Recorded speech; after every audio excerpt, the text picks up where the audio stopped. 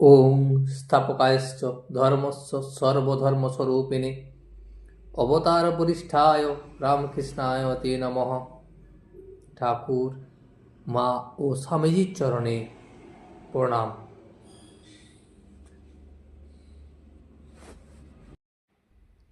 ইংরেজির 28শে নভেম্বর, সালটা ছিল 1883 খ্রিস্টাব্দ।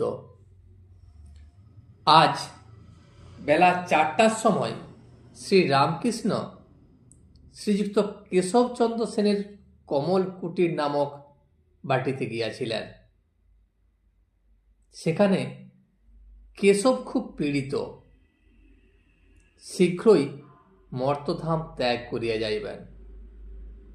সেই জন্যই কেশবকে দেখিবার জন্য ঠাকুর কেশবের কমল কুটিরে গিয়াছিলেন।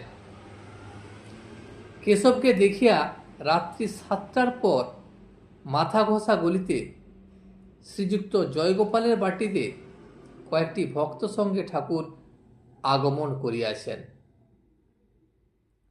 ভক্তেরা কত কি ভাবিতেছেন। ঠাকুর দেখিতেছি নিশিদিন হরিপ্রেমে বিহ্বল। বিবাহ করিয়াছেন, কিন্তু ধর্মপত্নীর সহিত এইরূপ সংসার করেন নাই। যেমন সাধারণ লোক সংসার করে, কিন্তু ঠাকুর ধর্মপত্নীর সঙ্গে সেই ধরনের সংসার করেন নাই। তিনি ধর্মপত্নীকে ভক্তি পূজা করেন, তাহার সহিত কেবল ঈশ্বরীয় কথা কহেন, ঈশ্বরের গান করেন, ঈশ্বরের পূজা করেন, ধ্যান করেন। মাইক কোনো সম্বন্ধ নাই। ঈশ্বরী বস্তু আর সব অবস্তু। ঠাকুর সবসময় এইরকম দেখেন, এবং টাকা, ধাতুদ্রব্য, ঘটি বাটি এইসব জিনিস স্পর্শ করতেও পারেন না। আবার স্ত্রীলোককে স্পর্শ করিতে পারেন না। তিনি যদি স্ত্রীলোককে স্পর্শ করেন, তখন তার মনে হয় শিঙি মাছের কাঁটা ফোটার মতো সেই স্থান ঝনঝন কনকন করে। আবার টাকা, সোনা এইসব জিনিস যদি হাতে দেন, তাহলে হাত দিয়ে উড়ে যায়, বিকৃত অবস্থা প্রাপ্ত হয়, নিঃশ্বাস রুদ্ধ হয়।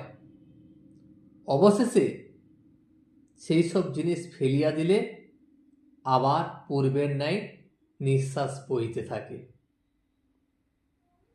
ভক্তেরা তাকে নিয়ে কত কি ভাবিতেছেন, এবং ঠাকুরের সঙ্গে থেকে ঠাকুরের কথা শুনিয়া নিজেদের কথা ভাবিতেছেন।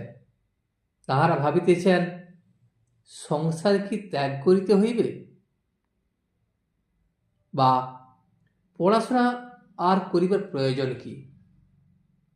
যদি বিবাহ না করি, তাহলে তো চাকরি করিতে হইবে না। সংসার করলেই তো চাকরির প্রয়োজন, না হলে চাকরির প্রয়োজন কিসের? আবার মা বাপকেই ত্যাগ করতে হইবে। কেউ কেউ ভাবিতেছেন, আমি তো বিবাহ করিয়াছি, তাহলে আমার তো সন্তান হইয়াছে, পরিবার প্রতিপালন করিতে হইবে, তাহলে আমার কি হইবে? আমারও তো ইচ্ছা করে নিশিদিন হরিপ্রেমে মগ্ন হইয়া থাকি। ঠাকুর শ্রী রামকৃষ্ণকে দেখি আর ভাবি, আমরা কি করিতেছি? ইনি রাত দিন তৈলধারার ন্যায় নিরবচ্ছিন্ন ঈশ্বর চিন্তা করিতেছেন, আর আমরা কি করি? রাত দিন শুধু বিষয় চিন্তা করে ছুটে চলেছি। একমাত্র ইহারই দর্শন যেন মেঘাচ্ছন্ন আকাশের এক স্থানে একটু জ্যোতি। চারিদিকে যেন মেঘে ঢেকে রয়েছে অন্ধকার রাস্তা, এবং কোনো দিক দিশা নাই। তার মধ্যে ঠাকুরকে দেখে মনে হয় তিনি একমাত্র জ্যোতি দেখাতে পারেন, রাস্তা দেখাতে পারেন। সেই মেঘাচ্ছন্ন আকাশের এক স্থানে মনে হয় একটু জ্যোতি জ্বলজ্বল করে জ্বলিতেছে। এখন জীবন সমস্যা কিরূপে পূরণ করিতে হইবে? যেসব সমস্যা আমরা ভেবে চলেছি সেই সব সমস্যার সমাধান ইনি তো নিজে করে দেখালেন। তবে এখনো সন্দেহ কিসের? ভেঙে বালির বাঁধ, পুরায় মনের সাধ। সত্যই কি বালির বাঁধ? তবে ছাড়িতে পারিতেছি না কেন? বুঝি শক্তি কম। যদি তার উপর সেরূপ ভালোবাসা আসে, আর হিসাব আসবে না। যদি জোয়ার গাঙে জল ছুটে, তখন কে রোধ করিবে? যে প্রেমোদয় হওয়াতে শ্রী গৌরাঙ্গ কৌপিন ধারণ করেছিলেন, যে প্রেমে ঈশা অনন্য চিন্তা হয়ে বনবাসী হয়েছিলেন, আর প্রেমময় পিতার মুখ চেয়ে শরীর ত্যাগ করেছিলেন, যে প্রেমে বুদ্ধ রাজভোগ ত্যাগ করে বৈরাগী হয়েছিলেন, সেই প্রেমের এক বিন্দু যদি উদয় হয়, এই অনিত্য সংসার কোথায় পড়ে থাকে তার ঠিক নেই। আচ্ছা, যারা দুর্বল, যাদের সে প্রেমোদয় হয় না, যারা সংসারী জীব, যাদের পায়ে মায়ার বেড়ি, তাদের কি উপায়? এই প্রেমিক বৈরাগী মহাপুরুষের সঙ্গ ছাড়িব না। দেখি ইনি কি বলেন। ভক্তেরা এইরূপ চিন্তা করিতেছেন। ঠাকুর জয়গোপালের বৈঠকখানায় ভক্ত সঙ্গে উপবিষ্ট। তার সম্মুখে জয়গোপাল, তাহার আত্মীয়রা ও প্রতিবেশীগণ। একজন প্রতিবেশী বিচার করিবেন বলিয়া প্রস্তুত ছিলেন, এবং তিনি অগ্রণী হইয়া কথা আরম্ভ করিলেন। জয়গোপালের ভ্রাতা বৈকুণ্ঠ আছেন। বৈকুণ্ঠই প্রথমে বলিলেন, ঠাকুর, আমরা সংসারী লোক, আমাদের আপনি কিছু বলুন।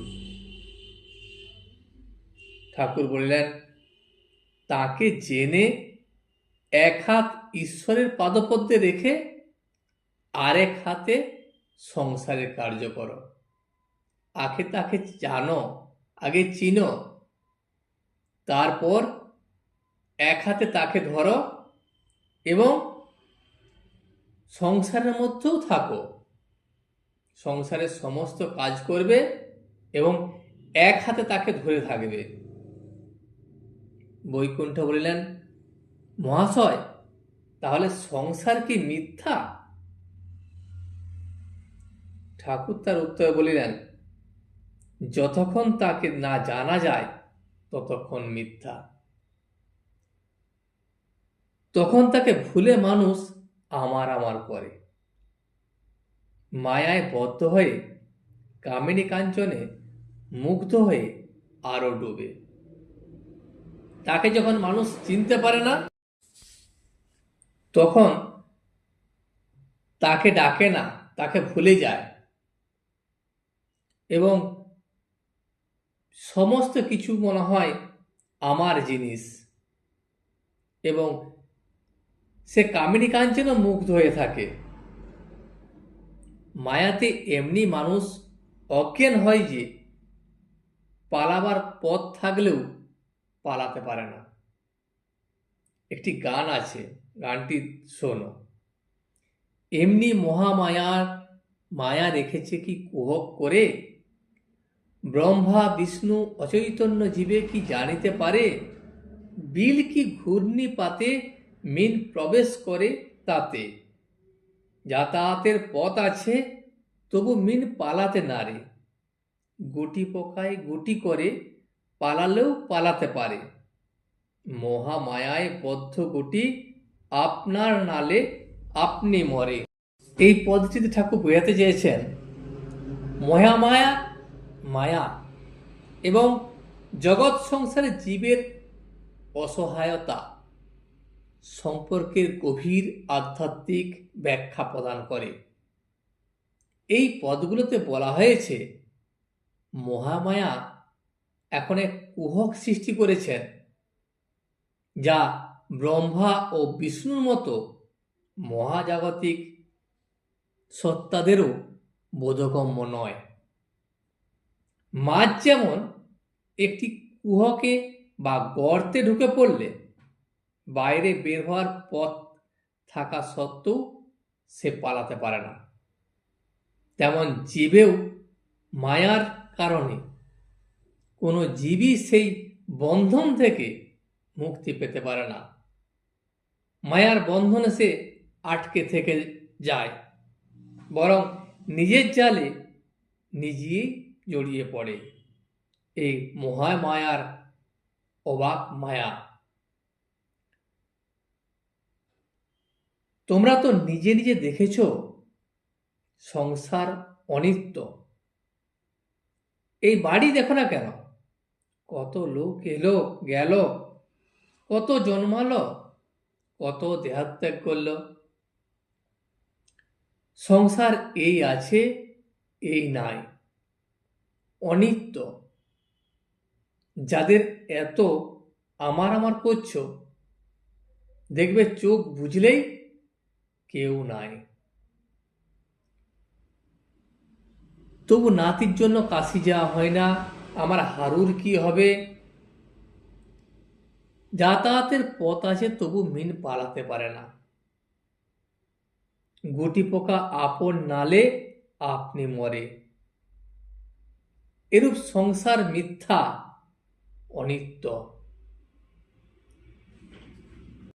যারা এরকম সংসারের মায়ায় জড়িয়ে থাকে এবং ঈশ্বরকে ভুলে থাকে, কামিনী কাঞ্চনে আবদ্ধ হয়ে থাকে, শুধু বিষয় চিন্তা করে,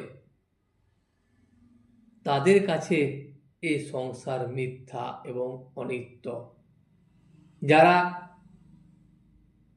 ঈশ্বরের কৃপা পায়, ঈশ্বরকে লাভ করে এবং তারা সংসারও করে, তাদের কাছেই এই সংসার সত্য।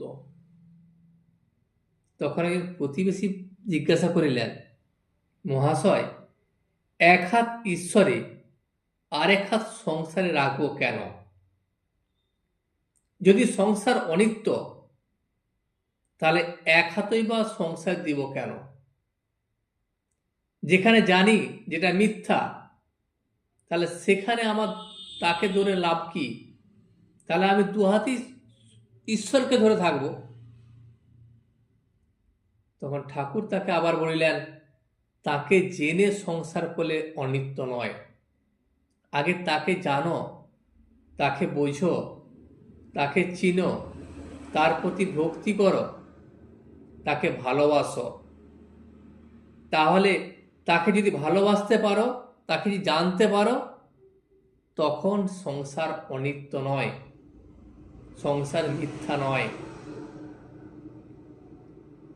এটি গান শোনো, মনেরে কিসি কাজ জানো না, এমন মানব জমিন রইল পতিত, আবাদ করলে ফলতো সোনা, কালী নামে দাওরে বেড়া, ফসলে তছরূপ হবে না, সে যে মুক্ত কেশির শক্ত বেড়া, তার কাছেতে জং ঘেঁষে না। অদ্য কিংবা শতাব্দান্তে বাজাপ্ত হবে জানো না, এখন আপন একতারে চুটিয়ে ফসল কেটে নেরা। গুরুদত্ত বীজ রোপণ করে ভক্ত বাড়ি সেচে দে না, একা যদি না পারিস মন রামপ্রসাদকে সঙ্গে নে না। এই পদটিও রামপ্রসাদ রচিত। একটি শাক্ত পদাবলী যেখানে মানব জীবনকে একটি পতির জমি হিসেবে দেখানো হয়েছে এবং কালী নামকে রক্ষা কবচ হিসাবে ব্যবহার করে ভক্তি কর্মের মাধ্যমে আধ্যাত্মিক ফল লাভের কথা বলা হয়েছে। এই গানটিতে আরো বলা হয়েছে যে মানব জমিতে যদি ঠিকভাবে কৃষিকাজ করা হয় তবে তা সোনার ফসল দেবে এবং কালী নাম নামক শক্ত বেড়া দিয়ে সেই ফসল রক্ষা করা যাবে। এখানে মুক্তকেশীর শক্ত বেড়া বলতে বোঝানো হয়েছে দেবীর রক্ষা কবচ এবং যম এখানে নেতিবাচক শক্তিকে নির্দেশ করে। আজ এই পর্যন্তই। ভিডিওটি শেষ পর্যন্ত দেখার জন্য আপনাকে অসংখ্য ধন্যবাদ। ভিডিওটি যদি আপনার ভালো লেগে থাকে তাহলে একটা লাইক, কমেন্ট এবং বন্ধুর সাথে শেয়ার করে দেবেন। সাবস্ক্রাইব করে পাশে থাকা বেল আইকনটি বাজিয়ে দেবেন যাতে আপনাদের নতুন ভিডিওগুলি সর্বপ্রথম আপনার কাছে পৌঁছে যায়। জয় শ্রী রামকৃষ্ণ, জয় শ্রী রামকৃষ্ণ, জয় শ্রী রামকৃষ্ণ।